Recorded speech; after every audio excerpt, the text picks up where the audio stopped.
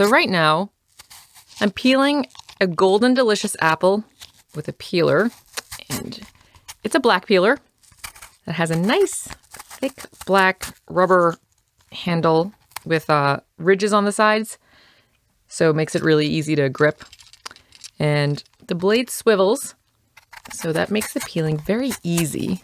And in fact, it makes me feel like a confident peeler, like I could do this with my eyes closed. So people love this peeler. If you have a friend who loves cooking, that person probably has this peeler in their drawer. Here's a dramatic reenactment of a pretty typical Amazon review. Best veggie/fruit peeler I found, and I've bought and tried them all, including the pricey ones you buy at home parties. Have had one about 11 years and still going strong. Just bought one for the vacation home. Can't go wrong with this gem. This gem is the OXO Good Grips peeler. Millions have been sold. It is truly the people's peeler. But this peeler wasn't inspired by the people. It was inspired by one person.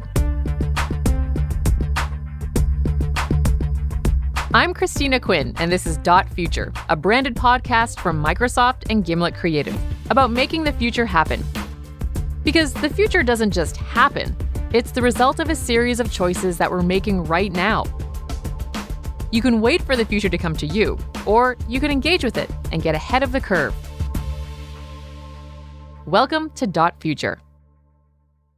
So, what does a peeler have to do with the future? Well, today we're talking about inclusive design. It's a widely used concept in the design industry. And the idea is that when you create products, you actively choose to design that product for everyone. This is particularly important for technology companies like Microsoft. As more and more of our lives become digital, we rely on tech for our livelihoods, our social lives, keeping in touch with our families, everything. But unlike in the physical world, where buildings with stairs instead of elevators might predate our current understanding of inclusivity, new technology has no excuse. And that's the choice we're talking about today. The choice to widen your world and design from a perspective that allows everyone to participate. But back to that peeler. This is the guy who designed it. My name is Dan Formosa. I am a designer. One day, Dan's colleague got a call from a man named Sam Farber. Sam's wife, Betsy, had arthritis, and he'd noticed that it was really hard for her to use their metal vegetable peeler.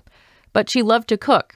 So Sam and Betsy wanted to create a better peeler, and they called in Dan's team. Together, they created the OXO Good Grips swivel peeler, inspired by Betsy's arthritis, but useful for everyone. I was at a party reception once, and someone came to me and said, it's really great that you design these kitchen items for expert chefs and for people with arthritis. And I said, an expert chef can have arthritis. Right. The conversation went a little silent.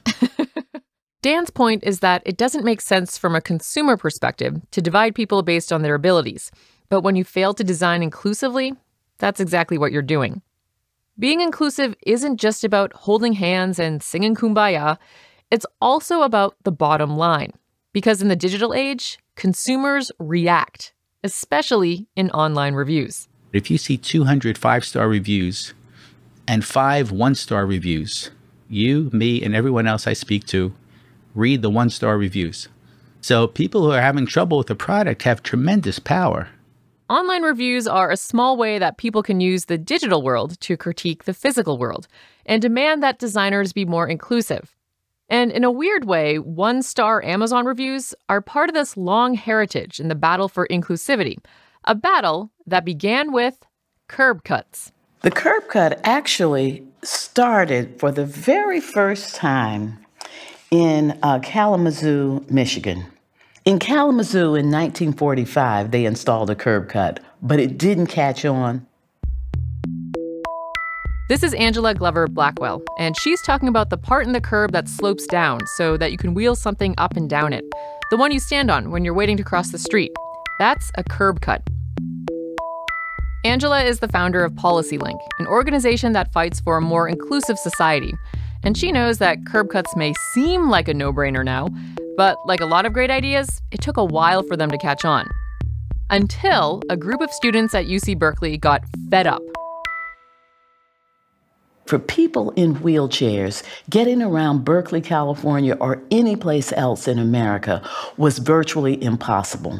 People had to run an obstacle course in order to be able to get from one place to another, finding a driveway, coming down, going up the next driveway, just to try to get around.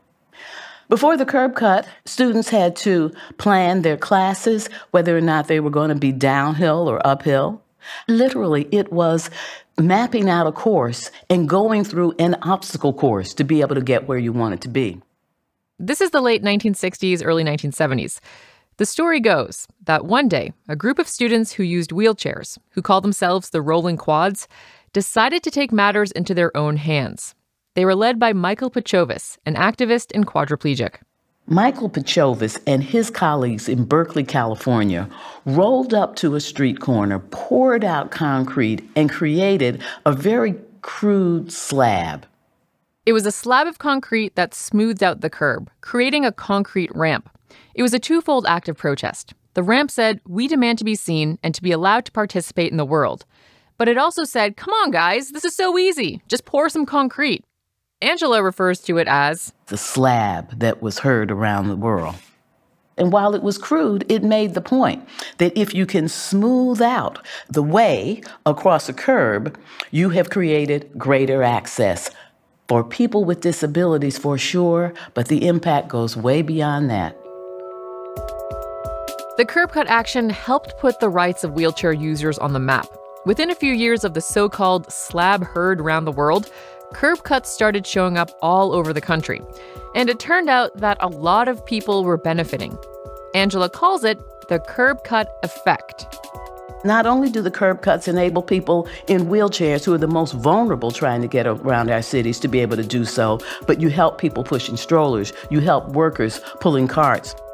Curb cuts also make life easier for everyone, for cyclists and for people who use canes, not to mention skateboarders, rollerbladers, or kids on scooters. I use curb cut effect to mean that solving problems for people who are vulnerable often has an impact on others. Inclusion is not a zero-sum game, that helping one group does not take away from the whole. To help one group enhances the possibility for the whole. To be able to look at someone else and to feel that we all have an obligation to make sure that we can all participate. Angela says there's a rallying cry among activists with disabilities. Nothing about me without me. That I have to be there as a person with disabilities if you are planning something for people with disabilities. And anything that you do is actually going to be about me.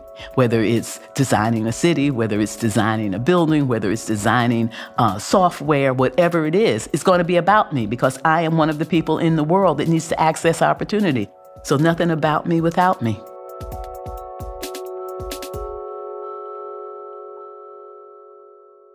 And the thing is, disability is broad. It's not something that just a few people experience. All of us at some point are going to be temporarily disabled. This is Jenny Leigh Fleury, the Chief Accessibility Officer at Microsoft. Whether it's a broken arm or an ear infection, you'll want your product to still work for you, let alone being in your car or trying to open a door when your hands are full as a parent, or just like me with a coffee and a laptop and I've got no hands left. Those are the situational opportunities by inclusive design. Jenny's been at Microsoft for 13 years. But at one point early on in her career, when she was at a different company, she almost gave it all up. Jenny's deaf, and when she was just starting out, she wanted to hide the extent of her deafness. The company wanted to promote Jenny, to put her in charge of employees spread all across Europe. But she felt like she couldn't take the job. A big way that she communicated with her employees was by reading lips, and she wouldn't be able to do that remotely. Instead of talking to her boss about it, she tried to quit. She actually went to a grocery store and picked up an application to become a cashier. Luckily, her boss intervened and convinced her to keep her job. But Jenny says the way she reacted isn't uncommon. No, it does seem kind of nuts, doesn't it? Yeah. But there's been many moments like that for me and many others. Jenny's mission at Microsoft is to apply the principles of inclusive design to the company's products, to make them work better for more consumers. And one of the ways she does that is by ensuring that Microsoft as a company is inclusive.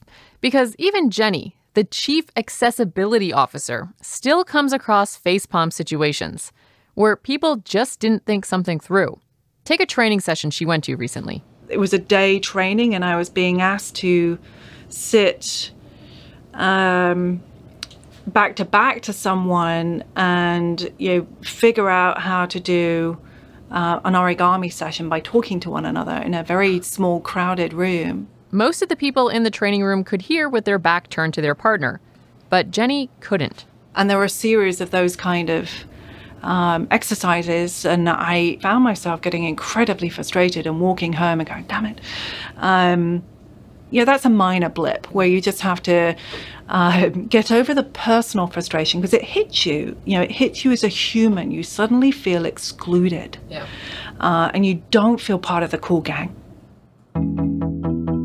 It's moments like that that drive Jenny in her pursuit of an even larger goal, ending unemployment for people with disabilities. Because the numbers aren't great. According to the U.S. Labor Department, among disabled people, the labor participation rate, that is the percentage of people who are working or looking for a job, is pretty low. For people with disabilities, it's 20% or so.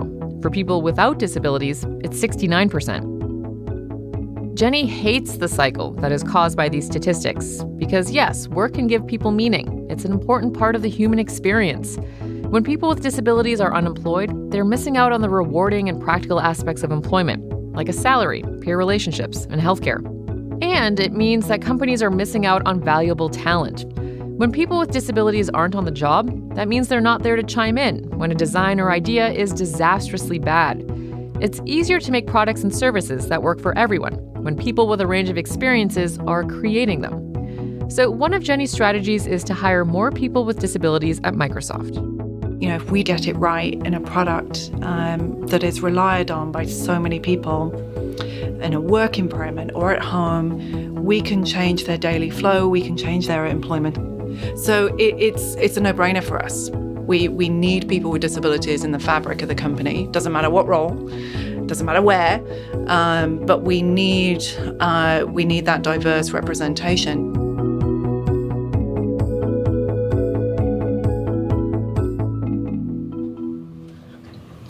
So did you mark things as tier or as triage, like it goes 1 equals yes, or how did you mark them? Exactly.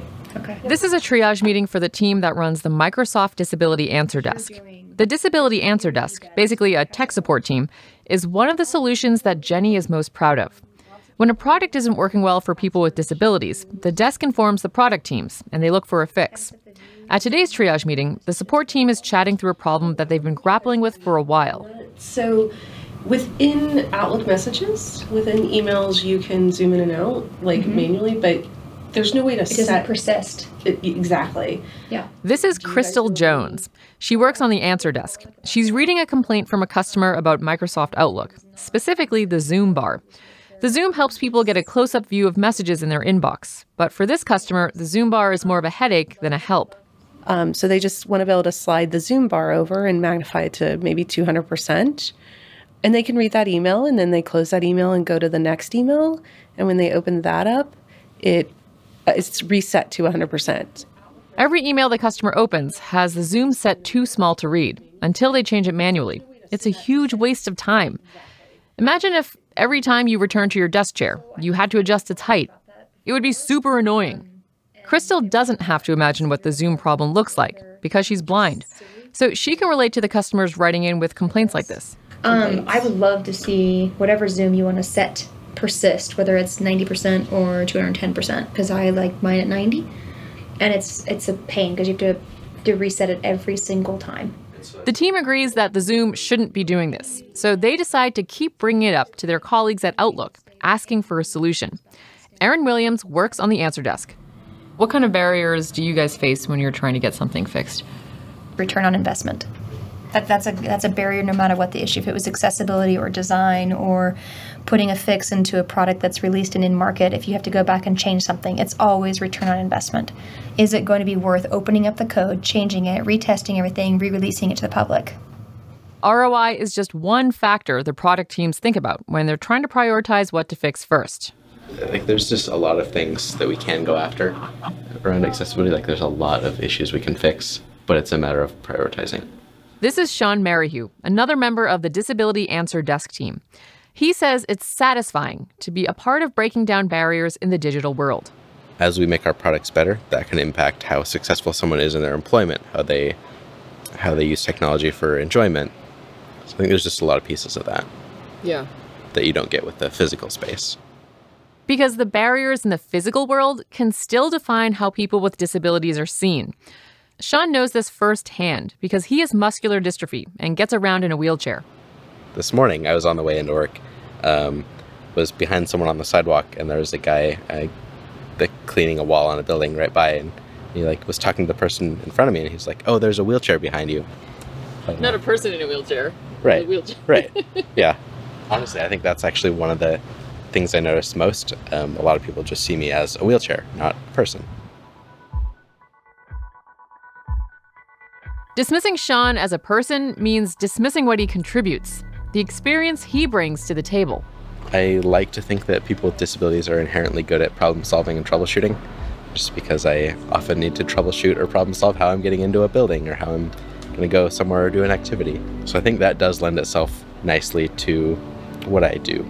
It's helped me get a more kind of logical way of puzzling through things. I pick up on other inputs, right? I'm very, very visual as someone who's deaf. Here's Jenny Leigh Fleury again. And I'll often pick up on body language in a way that others don't because I'm looking for it. It's not a superpower. We just use the talents we have in a different way. Talents that she hopes will one day change the game entirely for people with disabilities. And for everyone else, too. I'm here to deliver on the promise that I made in this role, which is to change an unemployment rate and to drive the future of technology and be a role model as a company when it comes to hiring an inclusive workforce. That's what I want to be known as well as the fact that I have a disability and I'm proud of it. And I'm very proud of who I am. I would never change it.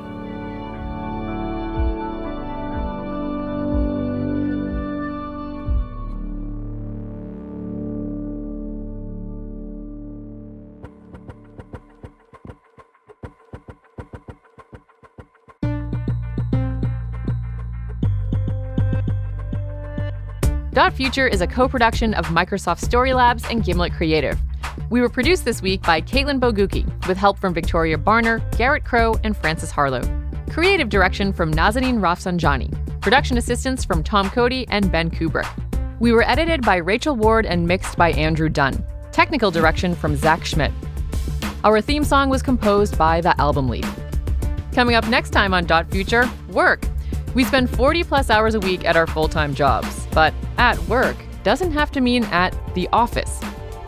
Did you ever feel like maybe, I should tell my boss that I'm going to live in India for the next 6 months? I mean, technically, the agreement was I had to work out of my home. Now, the concept of home, and I'm unquoting here, is very flexible. I mean, home is where you make it. What the future of where and how we work might look like. That's next time on Dot Future. If you like Dot Future, subscribe on Apple Podcasts or wherever you get your podcasts. And while you're over there, tell us what you think of the show by leaving a review. We love reading your Dot feedback. I'm Christina Quinn. Thanks so much for listening.